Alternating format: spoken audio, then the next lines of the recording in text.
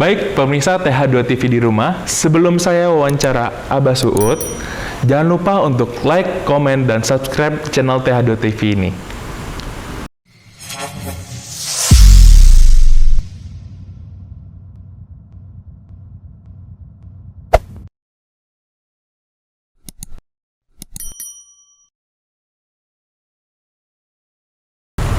Assalamualaikum warahmatullahi wabarakatuh.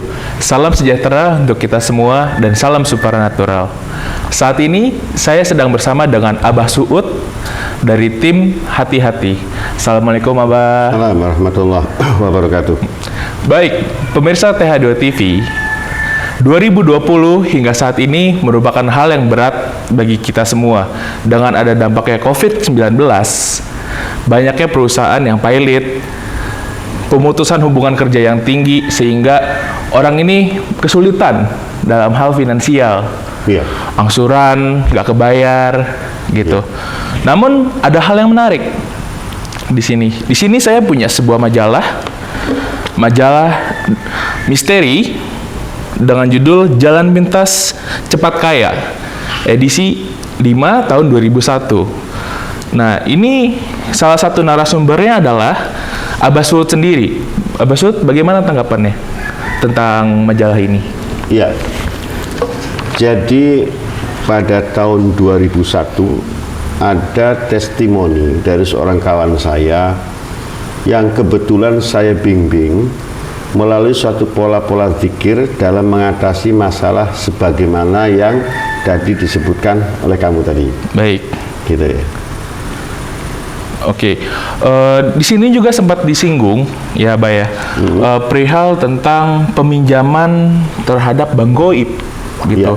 Sebenarnya Bang Goib itu apa sih, Ustadz? Abah? Ya, baik. Apakah dia sama dengan pesugihan? Ya, orang bebas mengartikan Bang Goib itu pesugihan atau tidak, ya. Tapi sesungguhnya lebih kepada suatu pertolongan pada sebuah kondisi yang darurat. Kalau dikatakan bank gaib, institusinya nggak ada.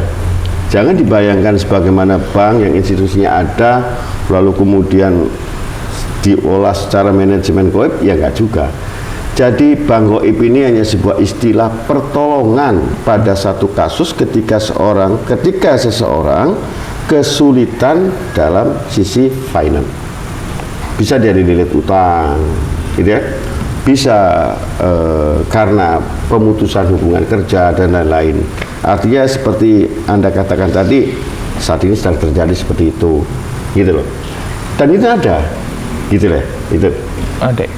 Baik, barangkali untuk acuan ya, dari mana dunia ulama menemukan kaidah ini diperbolehkan. Ini dasarnya adalah dari Ansor Sunnah. Di sana ada sebuah kalimat, apabila akhir umat ini melaknat generasi sebelumnya, maka hendaklah orang-orang yang mempunyai ilmu pada saat itu mendohirkan ilmunya.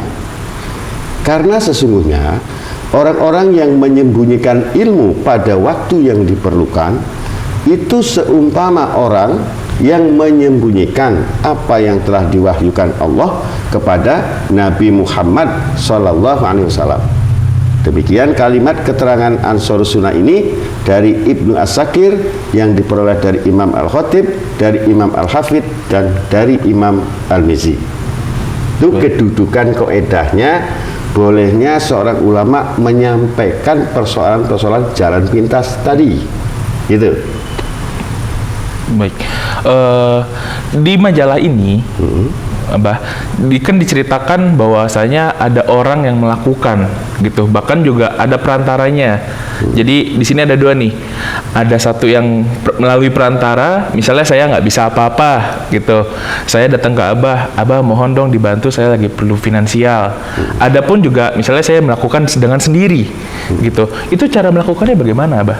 Saya ingin tegas garis bawahi dulu ya, bahwa tidak ada perantara melalui saya. Kalau orang ngantarkan ke saya ada, ya. Artinya saya tidak melakukan sendiri. Saya melakukan bimbingan bagaimana seseorang yang di dalam kesulitan finance tadi kesulitan harta tadi bisa teratasi. Dan itu kaidahnya tadi sudah saya sebutkan. Kedua, kaifiahnya atau tata caranya itu adalah sesungguhnya bimbingan dari zikir suryani. Zikir suryani. Zikir suryani. Zikir suryani itu adalah sekumpulan aurat yang berbahasa Suriah. Ya gitu, berbahasa Suriah. Nah, ada bimbingan yang kemudian diarahkan kepada peminat tadi, diijazai, lalu dia punya kemauan yang kuat, lalu dia menjalaninya beberapa hari, sehingga terwujudlah apa yang menjadi hajatnya itu. Kondisi seperti itu sebenarnya. Baik. Untuk transaksinya sendiri gitu ya, dari bank goib itu apa sih yang diberikan barang berharganya? Apakah misalnya emas ataukah uang tunai? Baik, saya harus ceritakan dulu ya. Baik. Saya ceritakan dulu. Seseorang menempuh zikir suryaniyah ini sekilas saja tentang zikir suryani ini, haibatul ilmunya ya, kehebatan ini sangat diakui oleh dunia ulama dan umat. Konon katanya bahkan Pangeran Diponegoro ya, ketika menghadapi peperangan dengan penjajah, beliau banyak mengamalkan itu. Sehingga ketika dikepung oleh pasukan Belanda, itu jarang kena, tersembunyi. Di samping siasat gerilyanya, tetapi ada upaya-upaya doa. Konon bahwa beliau juga pengamal zikir suryaniyah. Artinya bahwa zikir ini tidak melulu pada persoalan kesulitan tadi. Kedudukannya dalam hal ini, orang yang melakukan zikir suryani dengan melalui kaifiahnya yang baik dan benar, ini di follow up sama dunia khodam. Gitu ya. Dunia khodam memfollow up. Setelah memfollow up, tahu kebutuhannya apa? Uang. Ya, karena kekurangan uang. Nah, kemudian mereka memberikan sejumlah uang kepada peminat itu tanpa syarat dan tidak minta imbalan apapun. Akan tetapi ada sebuah petunjuk yang menyarankan apabila orang itu misalkan menerima 100 juta, ambil contoh. Ketika ia mengelola uang itu kemudian berhasil dalam usahanya, dia punya kewajiban seolah-olah bahwa dia punya utang senilai 100 juta kepada umat. Nah, ini bebas dia membayarkannya. Artinya dengan sodako, fakir miskin, ngurus anak yatim, sebagainya, senilai uang yang dia pernah terima dari khodam tadi. Jadi yang diterima oleh seorang pelaku jalan pintas ini adalah uang, bukan emas ya. Gitu. Baik. Sebenarnya ini menarik juga karena kalau misalnya bicara uang gitu ya, uang itu kan sebuah barang yang diciptakan oleh manusia gitu. Kalau beda halnya dengan emas ya pemirsa. Kalau misalnya emas itu merupakan sesuatu yang dari alam, yang tertimbun lalu ditambang, ada pertambangan lalu adalah emas gitu. Namun kalau misalnya uang ini dia itu ada nomor serinya gitu, dan bahkan diceritakan dari majalah ini, ada salah satu narasumber dari majalah ini mengatakan dia diperintahkan untuk membuat sebuah peti gitu untuk diisi uang tersebut. Nah, itu bagaimana Ustadz? Bagaimana bisa berbentuk uang seperti itu? Saya katakan tadi ya, bahwa dunia khodam itu memberinya uang. Pertanyaannya barangkali, uang itu dari mana? Iya, sementara uang itu kan terdata di BI, di Bank Indonesia. Uang juga punya nilai serinya, yang artinya itu pemerintah tahu. Kok dunia lain bisa mengambil? Kalau emas mungkin karena dari alam. Ini kan uang bikinan manusia. Benar kata kamu kan? Saya ingin jelaskan gini, bahwa dunia khodam memberikan sejumlah uang itu dia tidak harus mencari. Dia tidak harus melakukan khotif, menyambar uang milik masyarakat. Enggak juga.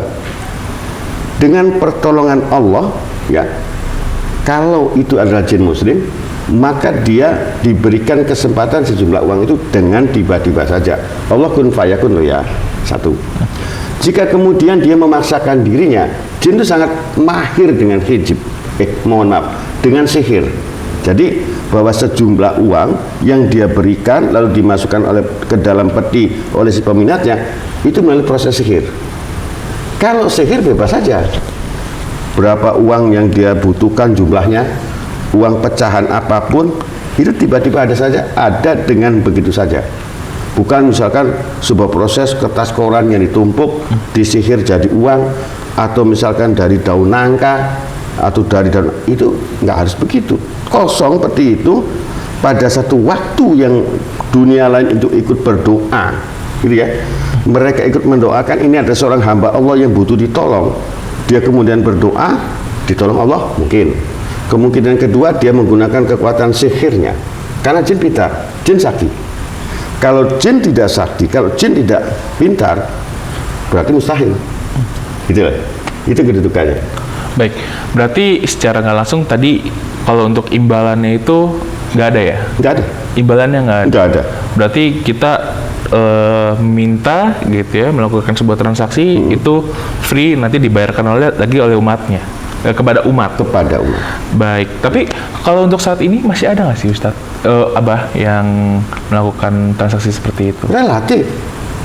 Ambil contohlah bahwa misteri ini mengangkat testimoni kawan saya pada tahun 2001, 20 tahun yang lalu, ya. Mungkin saja kalau saat ini ada di antara kita, ya, yang melakukan. Saya ambil contoh, barangkali nanti ada yang komen, ada yang bilang, loh kalau siapa bisa, kenapa dia nggak ngelakuin sendiri? Ya kan? Saya ingin jawab, katakan, itu hanya bisa diberikan oleh orang yang benar-benar musakot dalam garis bahaya. Contoh, kawan saya itu, sebagaimana yang ditulis dari misteri, latar belakangnya itu adalah dia sampai menggunakan harta waris yang belum diwaris. Dia pakai digadekan untuk usahanya, jatuh habis, sehingga saat itu dia bilang kalau bunuh diri ini halal, dia sudah lakukan itu. Karena begitu gelapnya bagaimana dia harus hidup, sementara terlanjur dia memakai harta warisan keluarganya, kemudian juga pinjam sana pinjam sini, nyaris nggak terbayar. Nah, pada kondisi orang-orang yang serupa itu menjadi mungkin, ya, menjadi diperbolehkan ulama menolong, ya, menjadi diperbolehkan si hamba Allah tadi juga melakukan upaya ikhtiar. Tentunya menjadi beda kalau si peminat ini pura-pura. Ente bro misalkan hanya gara-gara buat modal pacaran nyari-nyari duit, ya nggak mungkin juga. Ya gitu ya. Betul. Artinya pada kondisi yang memang memungkinkan orang itu menempuh.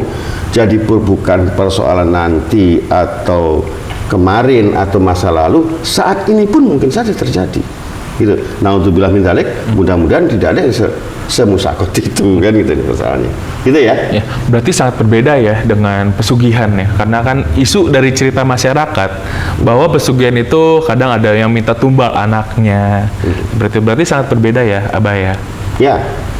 Oke, kita bongkar ya. Boleh. Soal pesugihan ini adalah proses-proses setan juga. Ya kan? Jin kafir. Artinya dari dunia hitam. Itu saja, di samping konsekuensi tumbal, di dalam perjuangan memperoleh kesempatannya dari cara-cara pesugihan, nggak jaminan berhasil loh. Banyak di antara mereka yang gagal. Ambil contoh, pesugihan di Gunung Kawi, Malang. Dia tirakat, ya, duduk di atas daun pisang, menunggu bagaimana pohon atau buah to itu jatuh.